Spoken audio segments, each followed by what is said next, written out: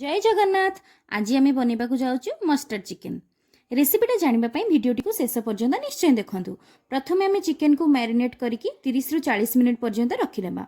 से चिकेन रे अल्प लंका गुंड, हलदी गुंड, लुण, दही और अदा रसुण बटा पकई भल भाव गोलैदेबा। तापर से मैरिनेटेड चिकेन को तेल रे अल्प समय पचेकी काढ़ी नेबा। से तेल रे चुन चुन कटा पियाज पकईदेबा और बेसर पेस्ट को बनी नेबा।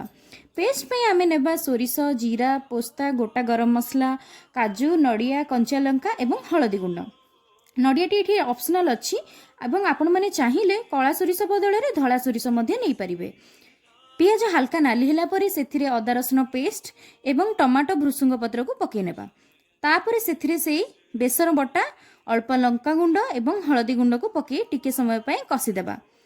सेथिरे चिकेन को पकई नेबा एवं स्वाद अनुसार लुण पकई भल भाव गोलैदेबा। समस्ते कहती को बेसर को कषिले पिता लगी थाए, किंतु एक्चुअली बेसर कषिले तार पिता अंश कटि जाई थाए।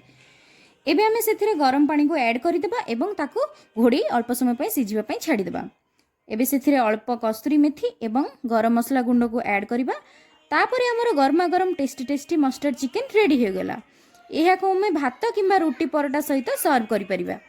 आपण मानकु जदि आम वीडियोटी भल लागुची तेबे जल्दी जाआंतु आ आम चैनल को सब्सक्राइब करि दियंतु। धन्यवाद।